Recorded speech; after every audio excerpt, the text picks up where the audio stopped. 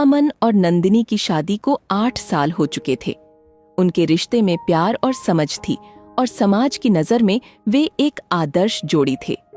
अमन एक software engineer था जो अपनी नौकरी में व्यस्त रहता था। नंदिनी एक हाउसवाइफ थी जो अपने परिवार की देखभाल में पूरी तरह से समर्पित थी। लेकिन समय के साथ नंदिनी के मन में एक अजीब सी खालीपन ने घर कर लिया था। अमन अपने काम की वजह से नंदिनी के साथ समय नहीं बिता पाता था और यह दूरी नंदिनी को अंदर से अकेला कर रही थी। वह चाहती थी कि अमन उसे सुने, उससे बातें करे, लेकिन अमन की दिनचर्या में उसकी जरूरतें कहीं खो गई थीं। धीरे धीरे नंदिनी के दिल में एक खालीपन पनपने लगा। इसी बीच नंदिनी की मुलाकात करण से हुई। करण उसके कॉलेज का पुराना दोस्त था जो अचानक उसकी जिंदगी में वापस आ गया था। करण की बातें, उसकी हंसी और उसका ध्यान नंदिनी को वह सुकून देने लगा जिसकी उसे तलाश थी।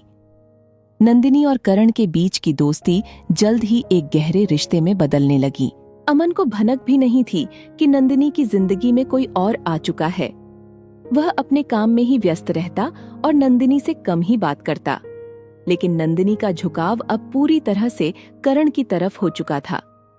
करण के साथ समय बिताना, उसके साथ बातें करना नंदिनी को एक नई दुनिया में ले गया था।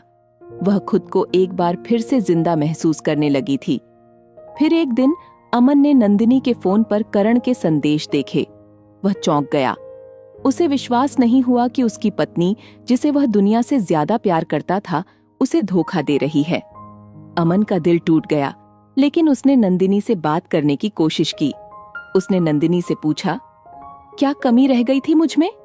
नंदिनी ने सिर झुका लिया और कहा, तुम्हारे साथ सब कुछ था, लेकिन कहीं न कहीं मैंने खुद को खो दिया था। करण ने मुझे वो एहसास दिलाया जो मैं भूल चुकी थी। अमन समझ गया कि इस रिश्ते में अब कुछ बचा नहीं है। उसने नंदिनी को छोड़ दिया, लेकिन उसके दिल में प्यार और विश्वास का जो जख्म था, वह कभी भर नहीं सका।